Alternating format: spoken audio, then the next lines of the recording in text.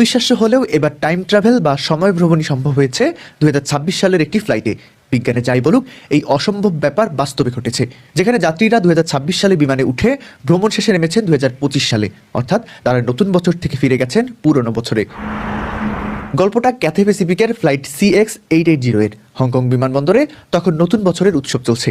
ক্যালেন্ডারের পাতায় তারিখ 1 জানুয়ারি 2026, ঘড়িতে রাত 12:30। যাত্রীরা নতুন বছরকে বরণ করে বিমানে উঠলেন। বোয়িং 777 মডেলের বিমানটি হংকং ছেড়ে প্রশান্ত মহাসাগরের উপর দিয়ে উড়ে চলল যুক্তরাষ্ট্রের লস অ্যাঞ্জেলেসের উদ্দেশ্যে। কিন্তু চমক অপেক্ষা করছিল ল্যান্ডিংয়ের সময়। প্রায় 12 ঘন্টা দীর্ঘ ভ্রমণ শেষে বিমানটি যখন লস অ্যাঞ্জেলেসের মাটি স্পর্শ করল, তখন সেখানে ক্যালেন্ডারের তারিখ 31 ডিসেম্বর 2025। ঘড়িতে সময় রাত 8:55।